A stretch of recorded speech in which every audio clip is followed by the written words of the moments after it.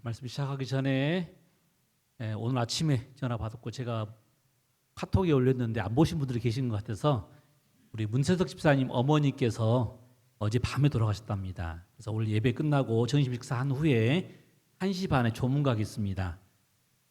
장례식은 아마 그 어머니께서 시골에 있는 다른 교회를 다니신 것 같아서 그 교회에서 치르기로 하셨고요. 저희는 병원만 다녀오겠습니다. 5월의 첫 안식일인데요. 우리 아이들이 없으니까 교회가 조용하죠. 좋으신가요? 뭔가 좀 썰렁하죠. 아이들이 좀 시끄럽고 막 뛰어다니고 그래야 이렇게 정상인데 우리 교회 아이들이 어른들 합쳐 한 30-40명 되는 것 같아요. 꽤 많이 빠져서 교회가 썰렁합니다만 오늘 또 귀한 손님들이 와주시고 지난번 전도에 참석하신 분들도 오셔서 감사합니다. 이 사진은 지금 서중앙교회 깃발이 있죠. 지금 미스바에서 개척대 캠폴이 하고 있는 사진인데요. 미스바 저수지 사진입니다.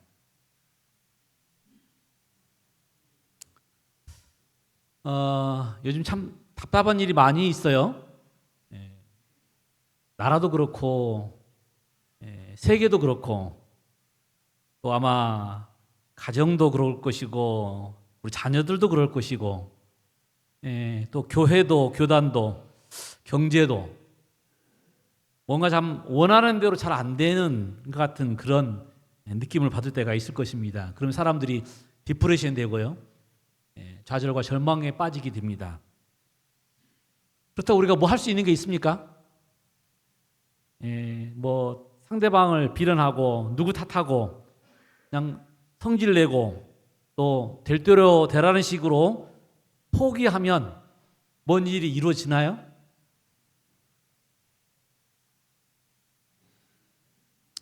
그러면 하나님을 믿는 우리들이 할 수 있는 일은 뭡니까? 그렇죠. 하나님의 약속을 믿고 기다리는 것입니다. 우리 하나님은 우리에게 가장 좋은 걸 주실 것이고 우리가 참고 기다리면 반드시 이루실 분입니다. 그래서 오늘 우리에게 필요한 것이 뭐라고요? 인내, 믿음. 또 오늘 아침에는 우리에게 하나님에 대한 믿음이 왜 필요한지를 다시 한번 생각해 보는 시간을 갖기를 원합니다.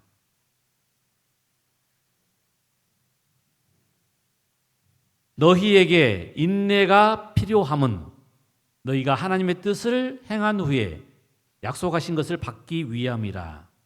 잠시 잠깐 오면 오시리가 오시리니 나의 의인은 무엇으로 말미암아 살리라? 믿음으로 말미암아 살리라. 우리는 뒤로 물러가 멸망할 자가 아니요 오직 영혼을 구원함에 이르는 믿음을 가진 자니라. 오늘 이 히브리서의 기자는 약속을 받기 위해서는 뭐가 필요하다고 그랬습니까? 인내가 필요합니다. 그리고 의인은 무엇으로 산다고요? 믿음으로 산다. 믿는다는 말이 무슨 말입니까? 나 믿어가 아니고 믿으니까 그만큼 뭐 해야 돼요? 신뢰하고 맡기고 기다려야 하는 것입니다. 그게 믿음이죠. 여러분 이 믿음의 장은 어디죠? 성경에서 믿음의 장이라고 불리는 장은 히브리서 11장. 여러분 그 히브리서 11장 시작하기 바로 전 10장 마지막 절에 나온 말씀입니다. 믿음이 필요한 이유에 대해서 지금 설명을 하고 있는 것이고 어떤 믿음이 되어야 될 것인가에 대한 이야기를 하고 있는 것입니다. 그리고 나서 11장에 믿음에 승리한 사람들의 이야기를 올려놓고 있습니다.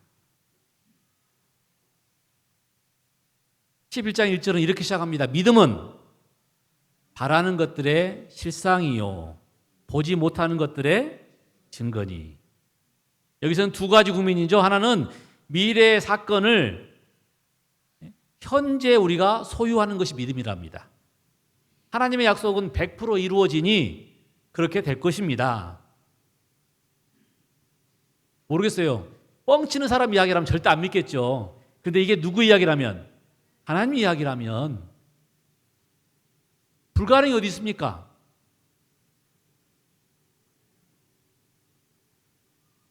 물을 포도주로 만드시고 포도즙으로 만드시고 물 위를 걸으시고 죽은 사람을 살리시고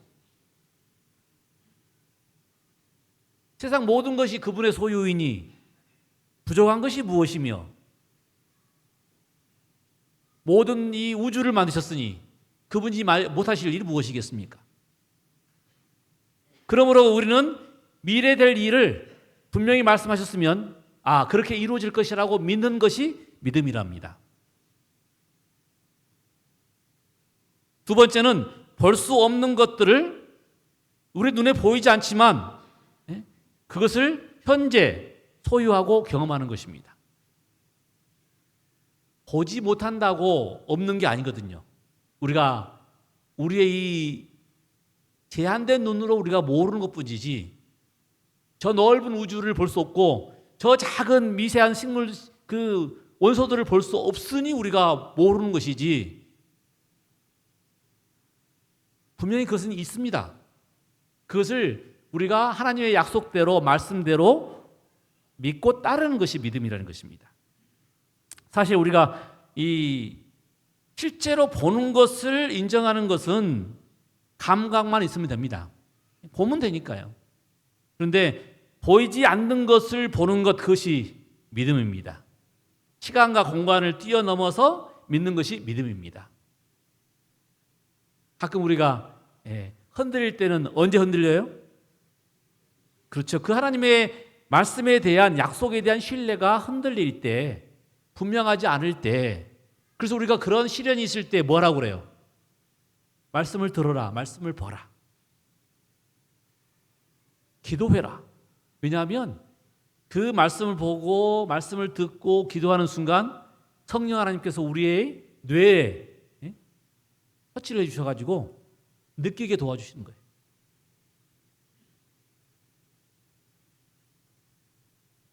아브라함은 믿음으로 1800년 후에 있을 그리스도의 때를 보고 즐거워했다고 기록되어 있습니다.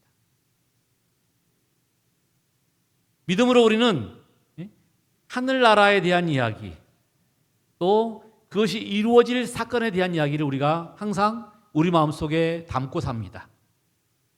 재림교인이라면 지금 이 이루어진 모든 일들을 보면서 우리는 무슨 말씀을 생각해요? 예수님께서 미리 주신 이 징조들을 생각합니다. 여러분 나라가 혼탁한다는 이야기는 이제는 누군가의 개입이 필요하다는 이야기고 그리고 이 지구가 혼탁하다는 이야기는 이제는 누군가 와서 이 지구를 정리해야 된다는 이야기인 것입니다. 과학자도 안 돼요. 신학자도 안 돼요. 오직 누구만이? 하나님만이. 그것을 믿는 것이 믿음이라는 것입니다. 믿음은 무에서 유를 창조하신 창조의 역사를 믿는 것처럼 우리 마음속에 놀라운 역사를 만들 것입니다. 이제 저는 히브리서 11장에 있는 믿음으로 승리한 사람들의 이야기를 잠깐 언급하겠습니다. 여러분 믿음으로 아벨은 뭘 드렸어요? 더 나은 제사를 드렸어요. 더 나은 제사라 함은 무슨 제사였죠? 하나님께서 명령하신 대로 그리스도의 보혈을 상징하는 어린 양의 피를 제사로 드려서 간합받았습니다. 믿음으로 에녹은 하나님이 계신 것, 그가 자기를 찾는 자들에게 상 주심을 믿고 항상 하나님을 기쁘게 하는 삶을 살았습니다. 믿음으로 노아는 사람들한테 손가락질 당하는 미친 X가 되었지만 하나님의 명령대로 방주를 지어서 홍수를 준비했습니다. 믿음으로 아브라함은 부르심에 순종해서 고향을 떠나서 타국으로 다녔으며 믿음으로 이삭과 야곱과 요셉은 그 하나님의 명령대로 신실하게 살아서 놀라운 역사를 이루는 주의 종들이 되었습니다. 믿음으로 모세는 애굽의 보화를 버리고 하나님과 하나님의 백성과 함께 고난받기를 즐겨했고 믿음으로 기생 라합은 정탐꾼을 숨겨주고 구원을 받았습니다. 제가 히브리서 11장을 지금 금방 끝내버린 거예요. 계속해서 히브리서 11장에는 내가 무슨 말을 더 하겠는가? 기드온, 바락, 삼손, 입다와 다윗과 사무엘과 및 선지자들의 일을 말하려면 내가 시간이 부족하리로다. 계속해서 믿음의 이야기를 하고 있습니다. 저희가 믿음으로 나라들을 이기기도 하며 의를 행하기도 하며 약속을 받기도 하며 사자들의 입을 막기도 하며 불의 세력을 멸하기도 하며 칼날을 피하기도 하며 연약한 가운데 강하게 되기도 하며 전쟁에 용맹되어 이방 사람의 진을 물리치기도 하며 여자들은 자기의 죽은 자를 부활로 받기도 하며. 여러분, 이 모든 일이 믿음으로 이루어진 일들입니다. 우리가 그냥 성경을 읽을 때는 재미있는 이야기지만 그 현장에서 이것을 받는 사람들은 놀라운 역사였습니다. 그런데 여러분, 이 지금 히브리서 11장이 다가 아니에요. 그리고 여기에 나와 있는 이야기가 다가 아니라는 것입니다. 성경을 많이 아는 사람들은 고개를 갸웃갸웃할 거예요. 왜요?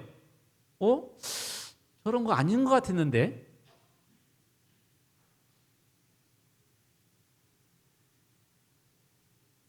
여러분이 히브리서 11장에 이 믿음의 사람들에게 축복만 허락된 것은 아닙니다. 그 다음 절에 보면 또 어떤 이들은 더 좋은 부활을 얻고자 하여 악형을 받되 희롱과 채찍질뿐 아니라 결박과 옥에 갇히는 시험도 받았으며 돌로 치는 것과 톱으로 켜는 것과 시험과 칼에 죽는 것을 당하고 양과 염소의 가죽을 입고 유리하여 궁핍과 환난과 학대를 받았으니 이런 사람은 세상이 감당치 못하도다. 이런 사람들은 그것을 이겨낼 만한 믿음이 있었기 때문에 하나님께서 허용하셨는데 그 일을 통해서 그들의 믿음이 어떠한 믿음인지를 분명히 우리에게 보여주게 된 것입니다. 그러므로 그런 사람의 믿음을 세상이 감당할 수 없다.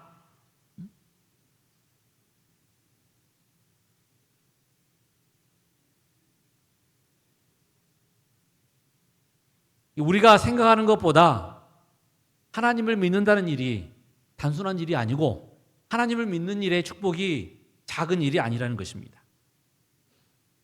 때로는 정말 견디기 힘든 그런 고뇌가 있었고 또 거기에 하나님의 위로가 있었습니다.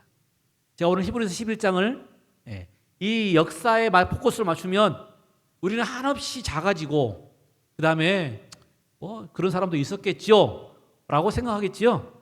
그런데 오늘 제가 포커스를 바꿔서 이 사람들이 어떻게 믿음으로 승리했는지 하나님께서 그들을 어떻게 보셨는지에 대한 이야기를 제가 드리려고 지금 서론을 꺼낸 것입니다.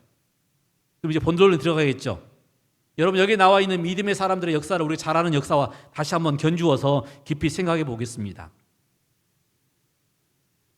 여러분, 히브리서 11장에 나오는 이 인물들의 믿음의 본질은 무엇이었을까요? 그 위대함, 믿음의 위대함의 진수는 어디에 있었을까요? 여기 진수라는 말은 사물의 가장 중요한 본질적인 것을 우리가 진수라고 합니다. 진수. 참 진짜의 골수 숫자. 진짜 뭐라는 거예요?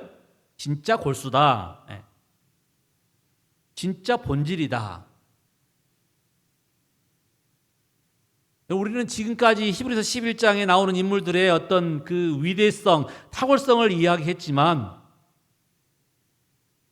우리가 마치 간증을 하게 되면 자꾸 누구를 드러내게 돼 있어요? 자기를 드러내요. 자기를. 내가 이런 사람이었고 이런 사람이었고. 그런데 더 깊은 진수를 한번 우리가 살펴보길 원하는 것입니다. 그것이 오늘 혹시 갈등하고 있는 사람들에게 또 혹시 오늘 내가 믿음 없는 것 때문에 고민하는 사람들에게 위로가 되고 기별이 되기를 간절히 소망합니다. 여러분, 히브리서 11장 5절에는 여러분 에녹이 나와 있고 에녹을 굉장히 칭찬했습니다. 에녹은 하나님과 동행하다가 어디 간 사람이에요? 하늘에 간 사람입니다. 그런데 창세기에 보면 정말 그의 생애에 대해서 짧게 기록 짧게. 에녹은 65세에 무드셀라를 낳았고 무드셀라를 낳은 후 300년을 하나님과 동행하며 자녀를 낳았으며 그가 365세를 향유하였더라. 에녹이 하나님과 동행하더니 하나님이 그를 데려가심으로 세상에 있지 아니하더라. 이게 다예요. 에녹에 대한 이야기입니다. 단순합니다. 여기서 제일 많이 나온 단어가 뭘까요? 동행? 아닙니다. 동행은 몇 번 나왔어요? 2번. 그럼 더 많이 나온 단어가 있는데 나았으며 3번이면 3번. 그러니까 우리가 정말 에녹은 대단한 사람처럼 생각해서 하나님과 동행했으니 얼마나 거룩한 사람이겠느냐 생각했는데 살아서 하늘에 갔으니 얼마나 대단한 사람이겠거니 생각했는데 근데 그를 나타내는 기사는 간단해요. 그도 우리와 똑같은 사람이었다. 그냥 먹고 자고 싸고 그냥 그런 일상의 삶을 살았던 사람이었다.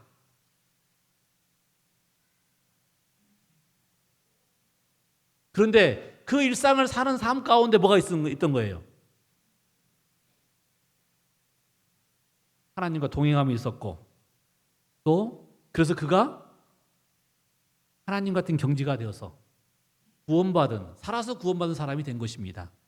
뭐 대단한 능력이 있는 사람이라든가 뭐 특별한 사람이 아니고요. 우리와 동일한 삶을 사는 사람이었는데 그가 하나님과 동행하다가 어디를 갔다고요? 하늘에 간 것입니다. 뭐 다 기록하지 않았으니 무슨 일이 있는지 잘 모르겠어요. 자녀 문제 때 얼마나 고민했는지 이거 안 나와 있잖아요 지금. 그렇죠? 그 다음에 경제적으로 무슨 어려움을 겪었는지 안 나와 있어요. 그런데 그냥 자녀를 낳았다는 이야기를 통해서 우리가 알 수 있는 것은 그도 우리와 같은 고민을 했겠구나. 그런데 그때마다 그가 어떻게 했어요?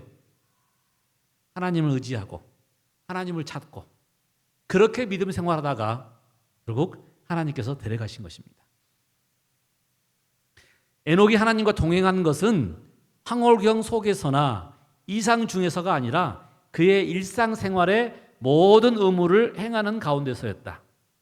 세상에서 하나님을 위하여 할 일이 있었던 까닭에 그는 이 세상을 완전히 등진 은둔자가 되지 않았다. 가정에서, 사교 생활에서 남편이요 아버지로서, 친구로서, 시민으로서 그는 확고부동한 하나님의 종이었다. 여러분 여기 보니까 그가 하나님과 동행한 것은 어디 가운데 있었다고요? 매일의 생활의 의무 가운데서. 그리고 그는 저기 산속에 들어가지 아니하고 사람들을 피해서 은둔자가 되지 않았는데 그 이유는 무엇 때문이라고요? 주를 위해서 할 일이 있으므로. 그리고 그는 가정에서, 직장에서, 친구들 사이에서, 마을에서 항상 하나님의 종으로 살았다는 것입니다. 그것이 그가 하나님과 동행한 삶입니다. 그리고 그 결과로 그가 하늘에 간 것입니다. 오늘 성경은 그 모든 것을 가리켜서 뭐라고 표현하고 있다고요? 믿음이다. 우리가 믿음 좋다 그러면 뭐예요? 항상 말씀 보고 기도하고 라고 생각했는데 오늘 성경이 보여준 믿음의 다른 면은요, 삶 가운데 있는 거예요. 삶 가운데서 늘 힘들고 어려운 삶 속에서 하나님을 찾고 하나님을 의지하고 처음이 힘들지 계속 해가면 그러면 자연스럽게 여러분 이 습관이라는 게 무섭죠? 믿음도 제가 보니 그래요. 이 생각의 습관입니다. 자꾸 어려울 때 그 문제를 바라보거나 사람을 생각하거나 다른 사람들을 바라보는 것은 우리에게 사실에 가까운 삶은 되겠지만 믿음 있는 삶은 아니라는 것이죠.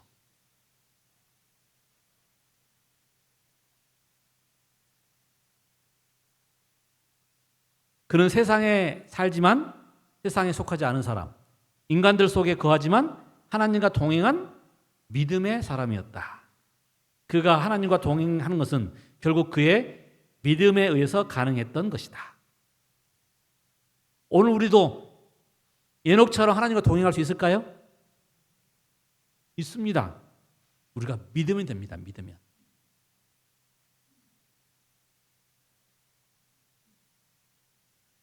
히브리서 11장에는 또 다른 인물이 나오는데 그것은 믿음으로 노아는, 여러분 이 노아가 정말 분명한 위대한 인물인 건 사실입니다. 그래서 창세기도 보면 노아는 의인이요 당세의 완전한 자라, 그가 하나님과 동행하였으며 라고 칭찬하고 있습니다. 그런데 거기다가 뭐라고 붙여놨어요? 당세, in his generation, 그 세대에서는 완전한 사람이었다. 재밌는 말이죠? 그러면 다른 세대하고는 다를 수 있다는 이야기죠. 그 친구들과 견주어서 완전한 사람이라는 이야기가 있어요. 다시 말하면 우리가 이 절대적이냐 상대적이냐 할 때 때로는 상대적이라는 이야기입니다. 그런데 노아의 이야기, 참 재밌는 이야기 하나 있죠?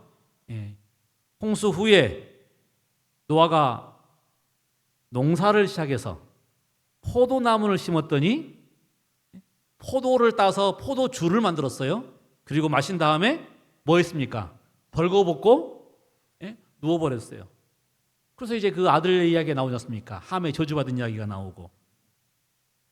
왜 성경은 이런 이야기를 기록해놨을까요? 그런 이야기는 좀 없애면 좋잖아요. 안 보이면 좋잖아요. 근데 굳이 히브리서 이 성경 창세기는 그 이야기를 기록해놨어요. 노아가 결국 포도주를 마시고 취해가지고 아주 추한 꼴을 보였다.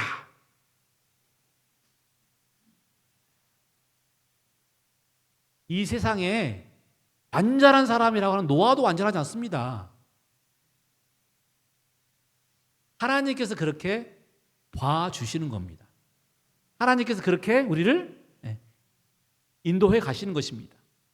그것이 믿음입니다. 하나님을 굳게 믿으면 하나님께서 우리의 삶을, 우리의 생명을 변화시키는 것입니다. 만약에 하나님이 그런 하나님이 아니었다면 노아도 구원받으면 안 돼요. 가끔 우리 스스로가 나는 정말 믿음이 없는 것 같아, 이런 고민을 해보신 적 있으신가요? 그다음에 노아 이야기를 기억해 보십시오. 노아도 우리와 동일한 존재였습니다.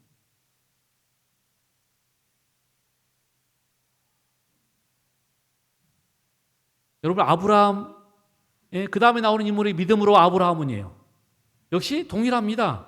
그가 이 믿음으로 갈대아우를 출발한 이야기, 믿음으로 이삭을 모리아산에 드린 이야기, 어마어마한. 그런데 여러분 아브라함도 정말 믿음의 조상이라는 아브라함도 뭘 겪었어요?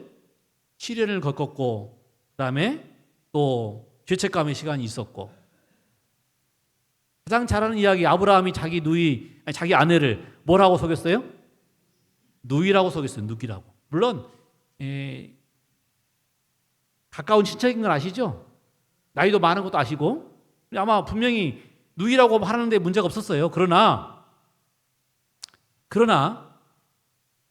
그 얼마나 나약한 모습입니까? 하나님께서 지켜주시겠다, 보호주시겠다는 말을 지금 잊어버리고 당장에 지금 저쪽에 이 이방인들이 어떻게 할까봐, 자기의 목숨을 어떻게 할까봐.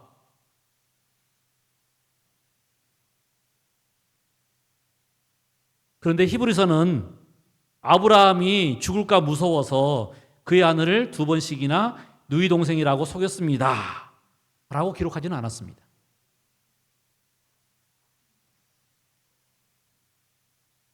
오히려 하나님은 그런 모습들을 덮어주시고 믿음으로 했던 일들을 더 강조해 주셨어요.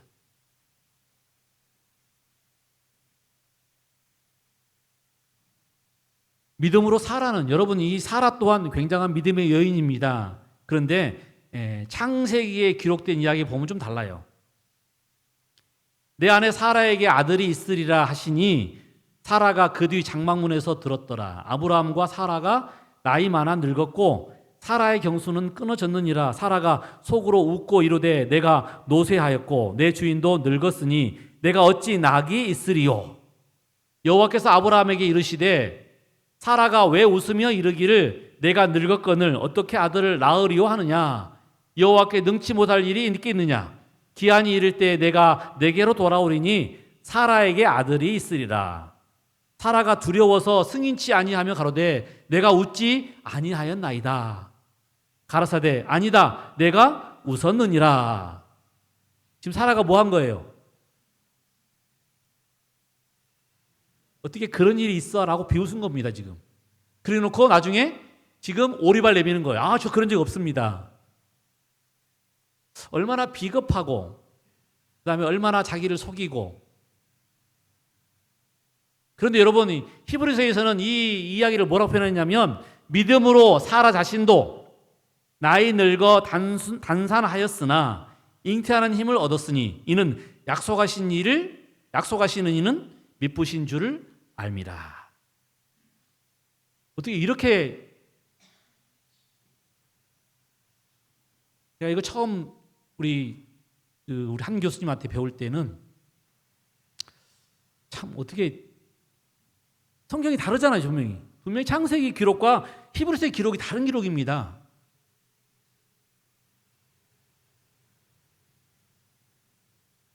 근데 보기에 따라서는요.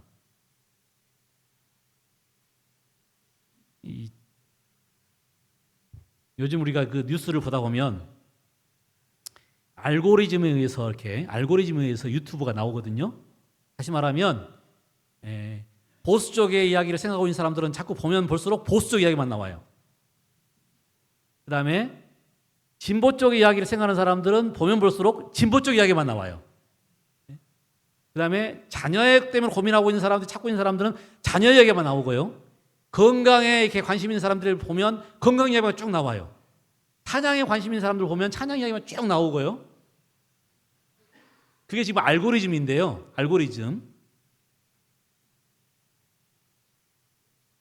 이 컴퓨터도 알아요. 컴퓨터도 우리가 마음이 어떤 마음인지를. 그러면 하나님께서 오늘 이 이야기를 통해서 우리가 뭐가 생각되세요? 하나님은 우리를 위해서 뭐 하신다? 항상 우리의 좋은 면만을 생각하신다. 그리고 그 깊은 이 마음 속에서 우리가 얼마나 갈등하고 얼마나 고민하는지를 알고 계신다. 우리를 해하려고 하시는 분이 아니라 그 갈등과 고민 속에서 어떻게든 좋은 것을 찾아서 우리를 좀 더 잘 되게 하시기 위해서 노력하시는 분. 그거 부모님이 하시는 일 아니신가요? 그렇죠? 사랑하는 사람이 하는 일이에요. 하나님께서 우리를 그렇게 사랑하신다는 이야기를 저는 이런 이야기를 통해서 알 수 있습니다. 그 비웃었던 사라의 모습을 뭘로 표현하셨어요? 약속하신 일은 미쁘신 것을 알고 믿음으로 순종한 여인으로 표현하고 있는 것입니다. 여러분 모세 이야기가 마찬가지입니다. 모세. 히브리서에는 모세는 장성하여 바로의 공주의 아들이라 칭함을 거절하고 도리어 하나님의 백성과 함께 고난받기를 잠시 죄악의 낙을 누리는 것보다 더 좋아하고 그리스도를 위하여 받은 능욕을 애굽의 모든 보화보다 더 큰 재물로 여겼으니 이는 상 주심을 바라봄이라 라고 기록하고 있습니다. 그러나 여러분 출애굽기 읽은 사람들은 금방 이야기가 사실과 다른 느낌을 받습니다. 출애굽기는 이렇게 나와 있어요. 모세가 장성한 후에 한 번은 자기 형제에게 나가서 그 고역함을 보더니 어떤 애굽 사람이 어떤 히브리 사람 곧 자기 형제를 치는 것을 본지라 좌우로 살펴 사람이 없음을 보고 그 애굽 사람을 쳐 죽여 모래에 감추니라. 이튿날 다시 나가니 두 히브리 사람이 서로 싸우는지라 그런 자에게 이르되 내가 어찌하여 동포를 치느냐 하매 가로되 누가 너로 우리의 주제와 법관을 삼았느냐? 내가 애굽 사람을 죽임같이 나도 죽이려느냐? 모세가 두려워해 가로되 일이 탈로 되었도다.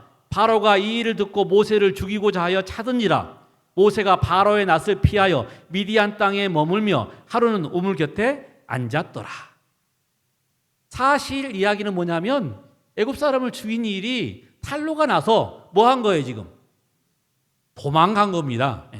도망간 거예요. 그런데 히브리서에서 뭐라고 기록했다고요? 그리스도를 위해서 받은 능력을 애굽의 모든 보화보다 더 큰 재물로 여겼다. 나중에는 그렇게 되었겠죠. 시간이 가면서 분명히 그가 깨달았을 것입니다. 아, 하나님의 인도하심이었구나. 아시는 것처럼 당시에 이 하셉서 공주의 양자인 모세와 그리고 그 공주의 조카인 나중에 그 출애굽 당시에 바로 투트모스 3세가 경합하고 있었어요. 누구를 왕으로 시킬 것이냐. 둘 다 결합이 있어요. 직계가 아니었거든요. 하나는 양자였고 하나는 조카였어요.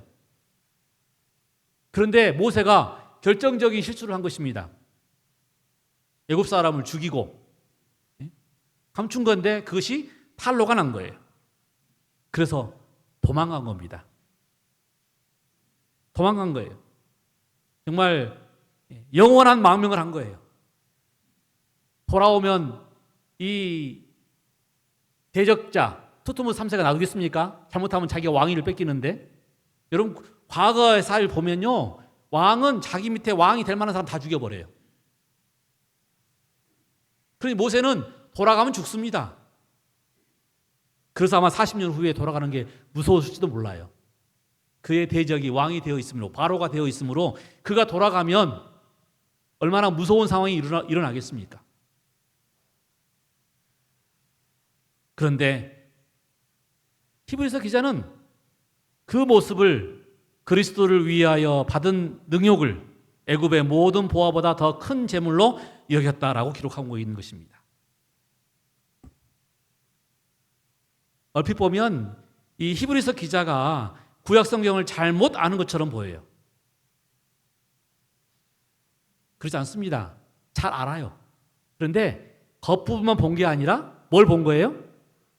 속까지 본 것입니다. 우리가 겉이 이렇게 웃는다고 웃는 게 아니에요. 속에는 얼마나 고통 속에, 갈망 속에 빠져 있는지 우리는 잘 모르는 것입니다. 그런데 하나님의 눈에는 그게 보여요. 그래서 영감받은 선지자는 그런 사람의 그 갈등까지도 뭘로 표현하고 있어요? 믿음의 싸움으로 표현하고 있는 것이고, 결국 그가 하나님의 그 인도대로 믿음으로 승리하게 된 것입니다.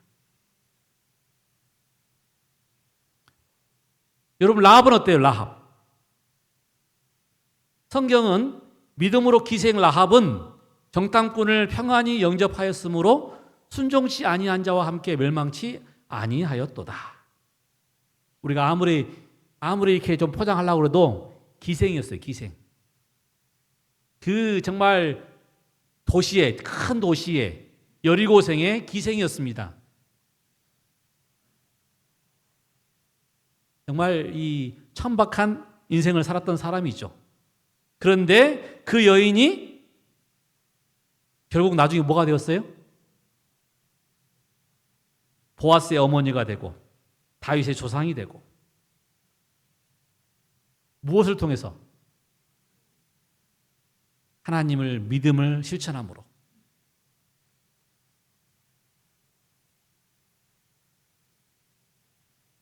마태복음 1장에 나오는 예수님의 족보 가운데 네 여인이 등장하죠. 다말, 라합, 룻, 바세바. 다 정말 기가 막힌 여인들입니다. 기가 막힌 여인들.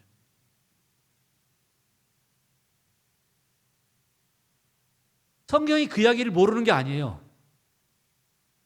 그럼에도 성경은 그들이 믿음으로 순종했던 부분을 강조해서 그들을 믿음의 여인으로 등장시키는 것입니다. 그리고 오늘 제가 드리고 싶은 핵심 포인트는 이겁니다. 결국 그렇게 하신 분은 누구세요? 하나님이세요.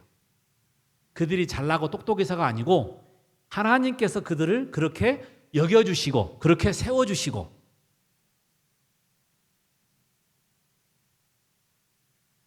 내가 무슨 말을 더하리요?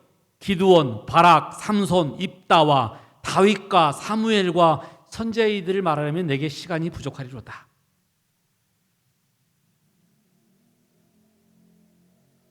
이 사람들도 다 물들이 많은 사람들이었어요. 여러분, 기드온 어떤 사람입니까? 도마보다도 더 믿지 못하는 사람이었어요. 그래서 양털 가지고 시험했죠. 비가 어느 쪽에 내려달라. 또 여러분, 이 바락은 어떤 사람이에요? 망설이다 꼼짝 못하니까 드보라가 뭐라 했어요? 드보라가 격려를 했어. 나가라고. 입다는 어때요? 입다는 말 함부로 놀리다가 그냥 맹세를 했죠. 내가 승리하고 오면 첫 번째 만나는 사람을 내가 뭘로 드리겠다? 제물로 드리겠다. 그런데 그 사람들 이름이 지금 믿음의 사람들 이름에 들어가 있어요.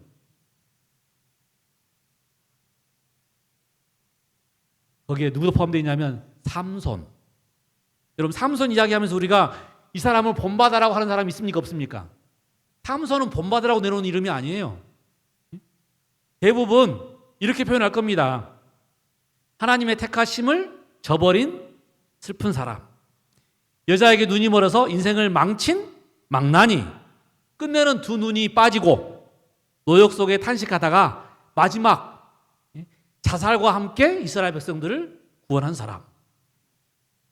뭐 한마디 좋은 말이 없네요. 그런데 이 삼손이 지금 어디에 등장했다고요? 믿음의 장에 기록됐다는 거예요. 왜요? 여러분, 우리가 생각하는 믿음은 내가 잘하는 게 아닙니다. 그렇게 생각하다 보니까 오히려 오해를 하는 것입니다.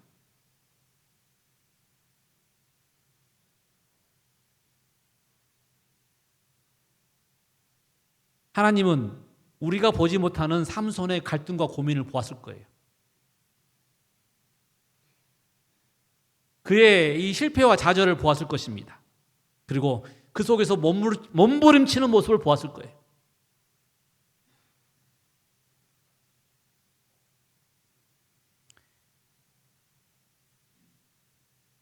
그리고는 그것을 인정해 주신 것입니다. 믿음으로 살려고 노력했다. 믿음의 갈등을 가지고 있다.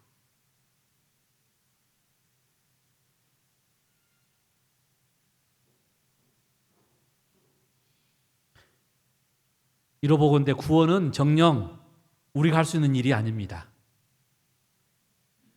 오늘 나와 있는 믿음의 이 장수들도 다 하나님의 은혜로 결국 그 장부의 이름을 올린 사람들입니다. 결국 구원은 하나님께서 이루시는 일이에요. 구원은 전적인 선물이고 전적인 은혜입니다. 저런 사람도 구원받았는데 여러분, 구원은 우리를 사랑하신 하나님의 그 사랑을 통해서 받는 거예요. 우리를 일으켜 주시고 우리를 인도해 주시고 결국 우리를 구원받게 하실 것은 우리 하나님이라는 것입니다. 오늘 이 히브리서 11장의 이야기는 제가 보니 사람의 이야기가 아니었고 그 뒤에서 역사하시는, 이루시는 하나님의 이야기였습니다. 그래서 12장 2절 이렇게 성경은 이 믿음의 장을 맞춥니다. 그러므로 믿음의 주요 온전케 하시는 이인 누구를 바라보자? 예수를 바라보자. 혹시 여러분 여러 가지 갈등이 있으신가요? 고민이 있으신가요? 그렇다면 누구를 바라보시라고요? 우리를 온전케 하시는 예수를 바라보라는 것입니다. 오늘 이 이야기가 갈등 속에 있는 사람들에게 정말 하나님의 확실한 메시지가 되기를 간절히 소망합니다. 우리를 대속해 주신 주님을 바라봄으로 오늘도 내일도 승리하는 여러분과 저희 삶이 되길 간절히 바라면서 말씀을 줄이겠습니다.